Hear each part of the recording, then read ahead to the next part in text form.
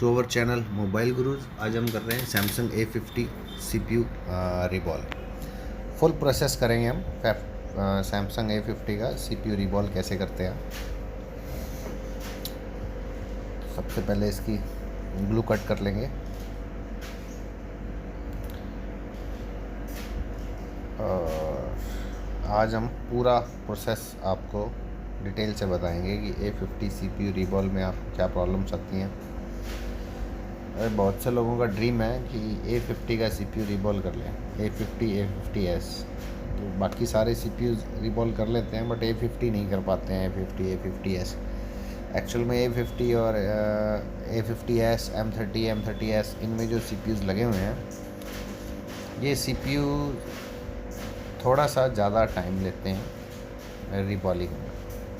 Even आप इससे जो लेटेस्ट मॉडल है वन प्लस 60 है, OnePlus 7 है, OnePlus 7 Pro है, इनसे महंगे हैं और इनसे लेटेस्ट मॉडल है, अगर उनका भी CPU रिकॉल करते हैं तो वो A50 A50s से ज़्यादा इजी है और इससे लगभग 50% टाइम में वो हो जाता है। बट A50 और A50s का CPU थोड़ा सा मुश्किल है। हम मुश्किल ही कहेंगे इसको क्योंकि थोड़ा सा ज़्यादा टाइम लेता है, तो थोड़ा सा ज़्यादा ध्यान रखना होता है इसको करते हुए। CPU रिबॉल कर लेते हैं, रैम लगाते हुए लोग रैम शॉर्ट हो जाती है या रिबॉल नहीं होता है। वो सब आपको प्रॉब्लम्स क्यों आती हैं, वो हम सारी प्रॉब्लम्स के बारे में आज बात करेंगे। सबसे पहले इसको रिमूव करके क्लीन करते हैं। रिमूव करने के लिए मेरे पास जो SMD मैं यूज़ कर रहा हूँ 861 TW+, और इस पर हम टेम्परेचर रखते हैं 400 और एयर रखते हैं 60 बिग नॉजल।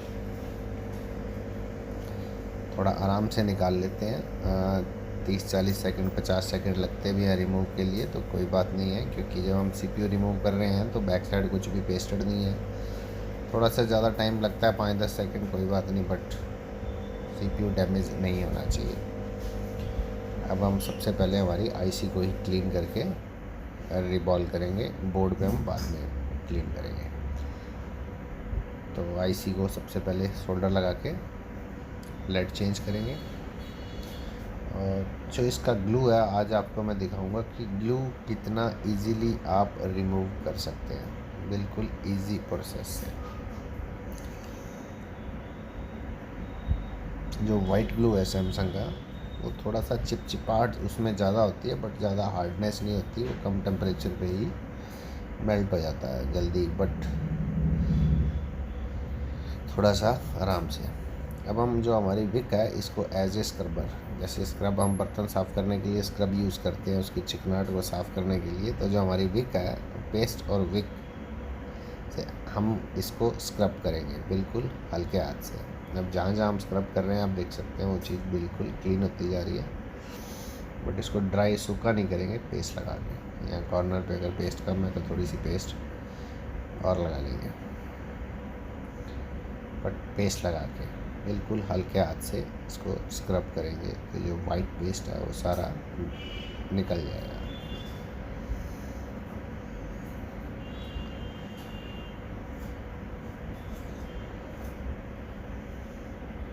अब हम इसको एक बार साफ करके दोबारा से करते हैं।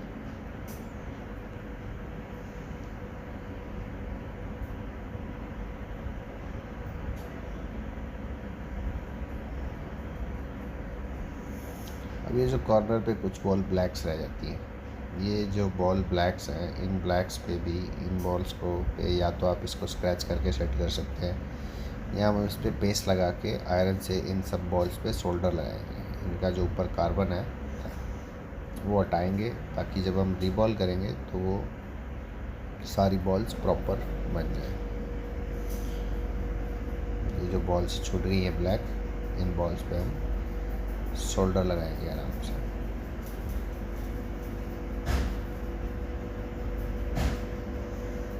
बिल्कुल हल्का हल्का आयरन की टिप से इन पे जो कार्बन लगा हुआ वो कार्बन हटा देंगे और शोल्डर लगा देंगे और सारी बॉल्स इक्वल कर देंगे।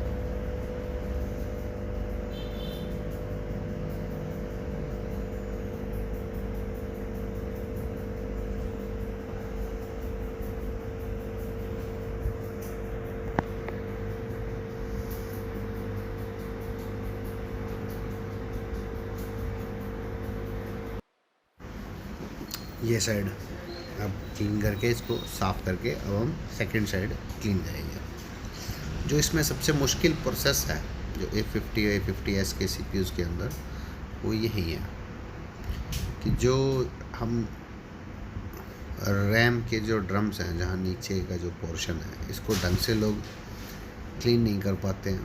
और क्लीन करके इसको रिबॉल कैसे करना है और इसको लेवल पे कैसे लाना है, इसको साफ़ और इसकी क्या कंडीशन होनी चाहिए, यही सबसे चूक होती है। अगर यहाँ आप ढंग से क्लीन नहीं करेंगे इसको और ये पोर्शन आप ढंग से रिबॉल नहीं करेंगे तो CPU सक्सेस नहीं होगा। जब आप रैम लगाएंगे तो शॉर्ट हो जाती है।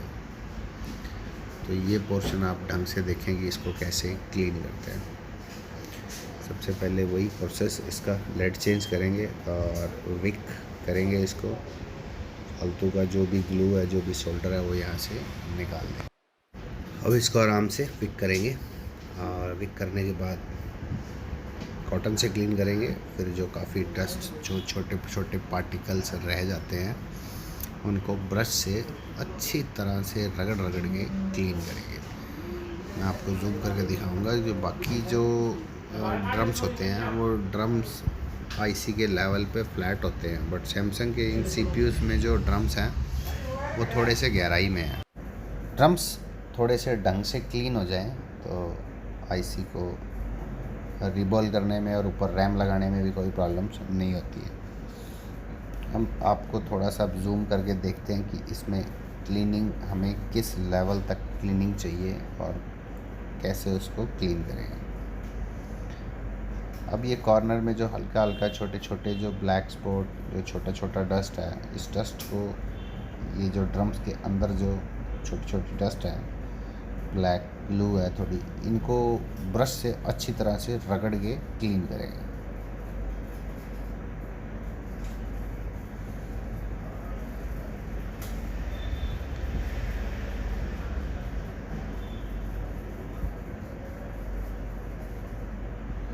ये सारी जो अंदर जो छोटी मोटी हमें डस्ट दिख रही है, इसको ब्रश से अच्छी तरह से रगड़ के बिल्कुल क्लीन करेंगे। 1 से 1.5 मिनट तक इस आईसी को हार्ड ब्रश से रगड़ के पूरा क्लीन करेंगे, ताकि ये सारी डस्ट जो इसकी है वो बिल्कुल अच्छी तरह से क्लीन हो जाए।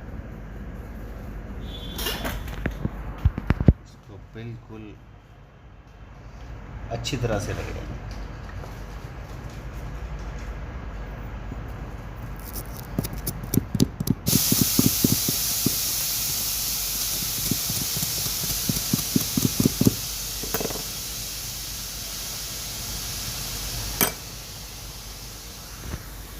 अच्छी तरह से क्लीन करके उसके बाद हम इसको कॉटन से साफ़ करके जूम करके एक एक बॉल को माइक्रोस्कोप में चेक करेंगे, हाँ, कि किसी भी हॉल के अंदर डस्ट नहीं होनी चाहिए। अगर एक भी बॉल इसकी नहीं बनती है, एक साइड में वैसे तो जो इसका आधा पोर्शन है वो आधे का आधा पोर्शन ग्राउंड होता है और हमें सिर्फ रैम के अंदर जो हाफ़ पोर्शन है वो हाफ़ पोर्शन की ही बॉल्स की ज़रूरत होती है, और एक साइड का जो पोर्शन है वो पूरा ग्राउंड है।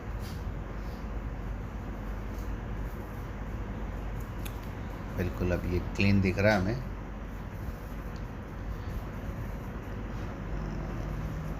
और जो रैम में जो आधा जो पोर्शन आपको कह रहा था कि ये जो कट लगा हुआ है, जो इस कट से ऊपर का जो सारा पोर्शन है वो हमें ज़रूरत है।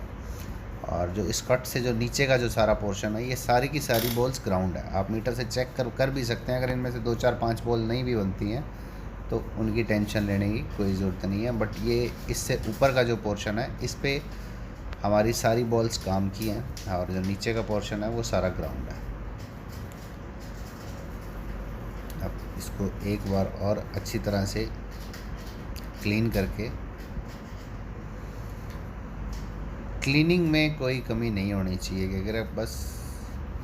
अगर आपकी क्लीनिंग में थोड़ी सी भी लापरवाही कर जाते हैं और एक डस्ट का स्पॉट किसी बॉल में रह गया तो आपको सारी आईसी दोबारा से रिबॉल करनी पड़ेगी क्लीन ढंग से।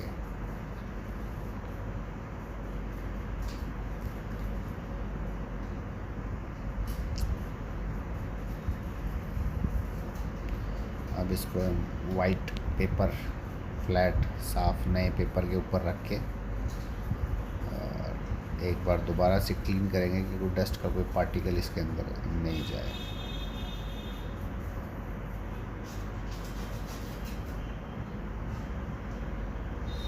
अब एक बार हम इसको थोड़ा जूम करके चेक कर लेते हैं, किसी कोई डस्ट वगैरह नहीं है। अब ये जो हॉल्स हैं ये थोड़े से गहरे होते हैं, मैं आपको टेढ़ा करके थोड़ा सा दिखाता हूँ। ये जो हॉल्स हैं, ड्रम्स हैं, ये थोड़े गहराई में है, हमें इन्हीं को पीपीडी से फिल करना है। ये देखो, ये आईसी के लेवल से थोड़े से गहराई में है और इन्हीं खड्डों को हमें अच्छी तरह से क्लीन करना है और इनमें सोल्डर फिल करके इसको आईसी के लेवल तक लेके आना है। ये सारी बॉल्स लेवल पे चाहिए हमें। ये देखने में ऊपर से लगती हैं सारी बॉल्स ओके हैं, पर हमें ये सारी बॉल्स फिल होने के बाद लेवल पे चाहिए। जब ये सारी लेवल पे आएंगी तभी हम ऊपर नई जो इसकी रैम है वो प्लेस करके लगा पाएंगे। अब जो इसका सबसे पहले ड्रम्स को फिल करने के लिए हम इस पर 130 लोग कई 138 पीपीडी यूज़ करते हैं, पर अब हम 183 ही यूज़ करेंगे नीचे और ऊपर दोनों तरफ। और 183 पीपीडी से इसको अच्छी तरह से सारा फिल करेंगे। स्टेंसिल की कोई ज़रूरत नहीं है, डायरेक्ट आप इस ड्रम्स में फिल करेंगे और फिल करने के बाद इसको साफ़ करेंगे। साफ़ करके जैसे हम आईसी रिबॉल करते हैं वैसे ही इसको बनाएंगे। बट अगर क्लीनिंग आपने अच्छी तरह से करी है तो ये फर्स्ट अटैम्प्ट में ही आईसी रिबॉल हो जाएगी। और कई बार फर्स्ट अटैम्प्ट में नहीं बनती है तो हमें ये 2 बार 3 बार 4 बार भी ड्रम्स फिल करने होते हैं। और जो ड्रम्स कई बार फालतू हो जाते हैं तो उसको ब्लेड से कट करके लेवल पे कर लेते हैं और बाकी ये दोबारा फिल कर देते हैं। तो इसको आप कितनी बार भी फिल कर सकते हैं, 2 बार 3 बार 4 बार। और कई बार पहली बार में ही सारी बॉल्स लेवल पे आ जाती हैं, अच्छी बन जाती हैं, नहीं बनती हैं तो हम दोबारा दूसरी बार भी फिल करते हैं। अब इसको टिश्यू पेपर से फालतू का पेस्ट हम क्लीन कर देंगे।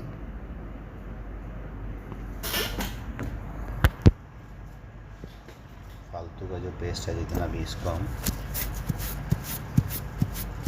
क्लीन कर देंगे।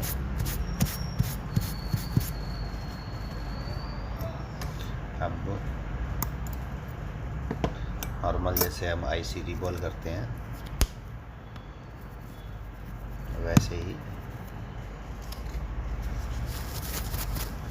इसको रिबॉल करेंगे।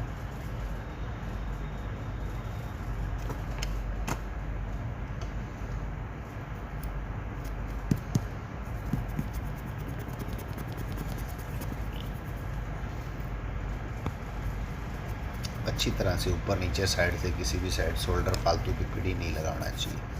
इसको क्लीन कर देंगे। अब हम जो आईसी रिबॉल करते हैं उतना टेम्परेचर पे इसको रिबॉल करेंगे।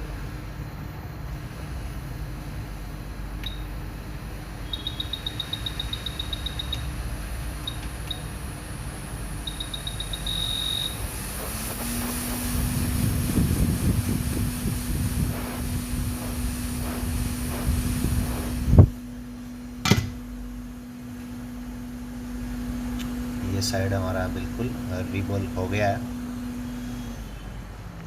अब हम एक बार चेक करेंगे इनका लेवल कि ये सारी बॉल्स लेवल पे होनी चाहिए, कोई बॉल ऊंची नीची नहीं होनी चाहिए। अगर सारी बॉल लेवल्स पे हैं, बिल्कुल हमारी बॉल सारी फर्स्ट अटेम्प्ट में ही सब बॉल्स एक लेवल पे हैं, तो हमें एक ही साइड की ज़रूरत है। जैसे मैंने आपको दूसरी साइड सेकंड साइड बताई, उधर तो सारी पिन्स सब की सब ग्राउंड है, इधर सारी पिन्स एक बार में ही हमारा काम हो गया। तो ऐसा मैंने भी इतने बार सीपीयू रिबॉल किया है, तो कोई कभी कभी ही ऐसा होता है कि फर्स्ट अटैम्प्ट में ही जो रैम्स के ड्रम्स भरते हैं वो फर्स्ट अटैम्प्ट में ही बिल्कुल इतनी अच्छी बॉल बन जाए। आज शायद एक लकी डे था। अब हम सीपीयू का दूसरा साइड रिबॉल करते हैं।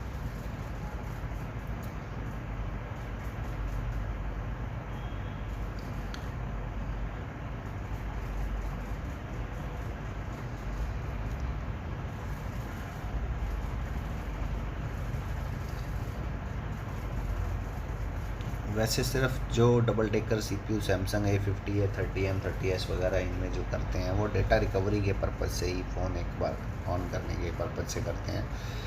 मैंने तो आज तक ये नहीं कह सकते कि जितने भी फ़ोन्स में CPU रिबॉल किया है कि वो फ़ोन ज़्यादा लंबे टाइम के लिए वर्किंग रहता है। महीने 2 महीने 3 महीने बाद उस फ़ोन में दोबारा से CPU से रिलेटेड प्रॉब्लम्स ज़रूर आती हैं। तो शायद मेरे साथ ही ऐसा हो रहा है या सबके साथ ऐसा हो रहा है, बट मैं तो जितने भी फ़ोन में CPU लगाया है अभी तक A50S A50 वगैरह, वो फ़ोन ज़्यादा लंबे टाइम के लिए वर्किंग नहीं रहते हैं। डेटा रिकवरी के लिए अगर आप इसको यूज़ करते हैं तो ये अच्छा है, सीखने के पर्पज़ से अगर आप करते हैं तो अच्छा है। बट अगर आप कस्टमर को रिलायबल कहें कि काम करके कि अगर ये भरोसा दे, क्योंकि अब जब हम CPU रिकॉल करते हैं तो जेन्युइन सी बात है 2-2,500 रुपये से कम कस्टमर से चार्ज नहीं करते हैं। अब 2,000-2,500 रुपये अगर कस्टमर ने इस पे पे किया है, 3,000 रुपये तक भी हम ले लेते हैं तो पे किया है, तो कम से कम उसका फ़ोन अगर लॉन्ग टर्म वर्क नहीं करता है तो ये कहीं ना कहीं हमारे कस्टमर्स के साथ चीटिंग है। बट डेटा रिकवरी के लिए करते हैं, फ़ोन स्वैपिंग करते हैं, या जैसे कि A50 मदरबोर्ड में डेटा रिकवर करना है, बोर्ड डैमेज था तो CPU और MMC दोनों निकाल के एक वर्किंग मदरबोर्ड पे लगाते हैं। तो वहाँ तो डेटा के लिए तो हम कुछ भी चार्जेस ले सकते हैं और कस्टमर कुछ भी पे करता है। बट अगर आप फ़ोन रिपेयरिंग के पर्पज़ से देखते हैं तो ये मेरा पर्सनल व्यू है, मैं सबके लिए ये नहीं कह रहा हूँ कि सब काम करते हैं। अब हम इसको IC को रिवॉल्व कर लें पहले।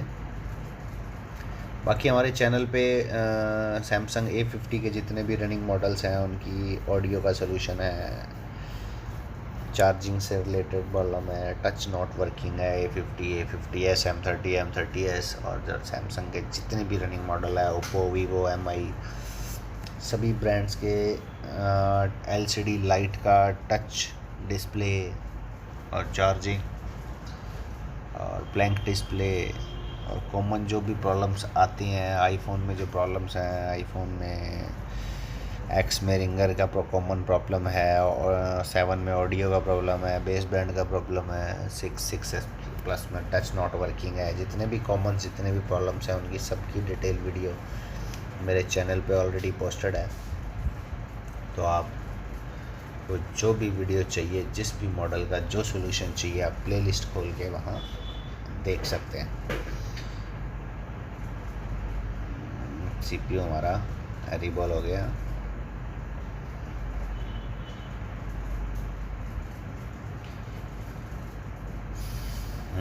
एक बॉल ये रह गई है, ये हम बॉल मैनुअल लगा लेंगे, कोई बात नहीं। एक आधी बॉल अगर रह भी जाती है तो हम उसको मैनुअल भी लगा सकते हैं, दोबारा CPU रिबॉल करने की ज़रूरत नहीं है।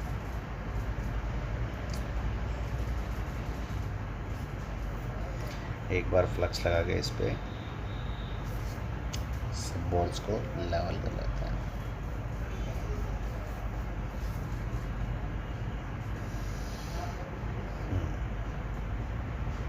अब हमारा CPU परफेक्टली रिबॉल हो गया। अब हम इसकी रैम रिबॉल करेंगे। वीडियो काफ़ी लंबी हो रही है तो इसको थोड़ा सा फास्ट फॉरवर्ड करके देखते हैं।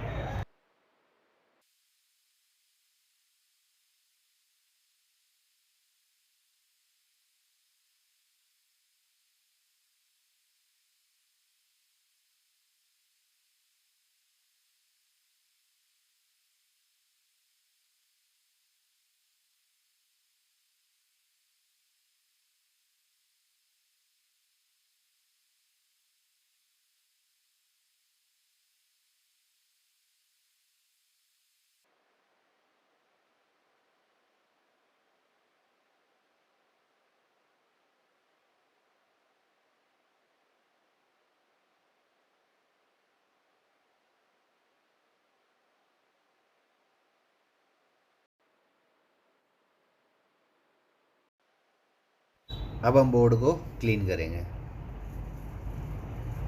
बोर्ड को क्लीन भी थोड़ा सा फास्ट फॉरवर्ड में हम दिखाते हैं इसको, क्योंकि वीडियो काफ़ी लेंथी हो रही है ये।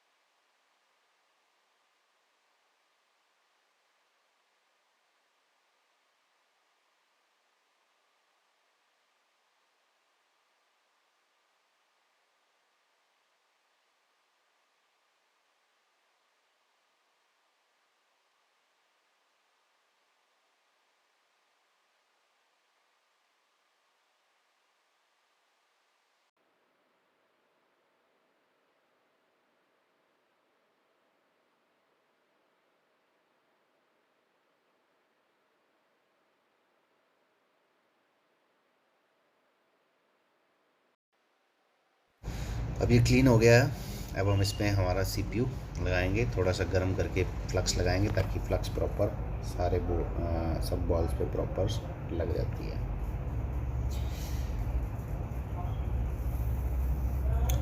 अब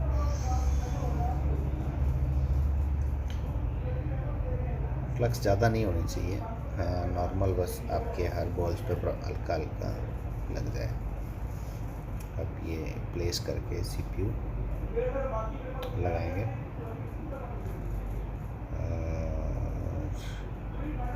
इसके बाद इसके ऊपर हम रैम प्लेस करेंगे। जो सबसे मेन जहाँ लोग गलती कर जाते हैं वो रैम की प्लेसमेंट में थोड़ा सा दिक्कत हो जाती है लोगों को।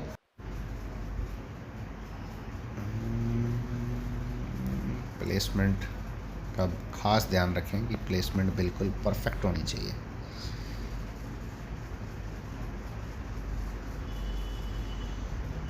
और जो नोज़ल है वो बिग नोज़ल, जो चौड़े वाली नोज़ल है वो नोज़ल यूज़ करते हैं ताकि पूरी सीपीयू के पूरे सीपीयू पे इक्वल एयर आए, इक्वल हीट लगे।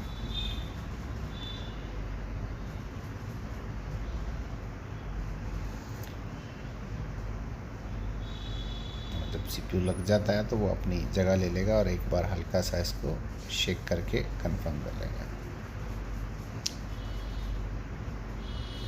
अगर सीपीयू लगाते टाइम आपके ऊपर किसी बॉल पे आपके अगर कोई डस्ट आ जाए तो आप उसको क्लीन कर लें, और नहीं तो आप कई बार क्या है कि हम यहाँ आईसी लगाते टाइम हम ध्यान नहीं देते हैं, तो ऊपर थोड़ा सा आ गया है तो क्लीन कर लेते हैं। जैसे पेस्ट थोड़ा सा ज़्यादा लग गया तो उस ज़्यादा पेस्ट को भी क्लीन कर लें। अब हम इसके ऊपर हमारी रैम प्लेस कर देंगे।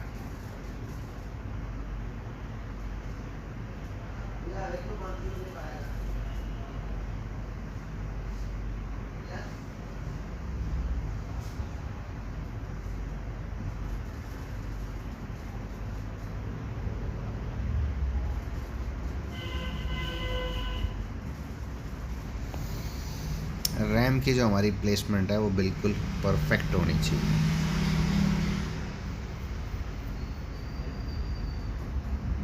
और जो क्योंकि इसकी पिंस थोड़ी साइडों में ही है तो चारों तरफ घुमा के इसको हीट देंगे।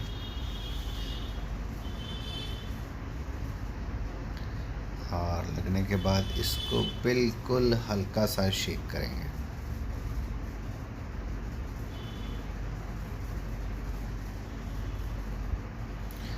कई बार हम आईसी लगाते हैं तो हमें देख के ही पता चल जाता है वो आईसी थोड़ा सा अपनी जगह से मूव होता है अपने आप और बैठता है, तो कंफर्म हो जाता है कि आईसी लग गया है। बट हम थोड़ा सा उसको टच करके हल्का सा शेक करके कंफर्म कर लेते हैं कि बिल्कुल हाँ परफेक्ट है। अब हम इसको चेक करेंगे।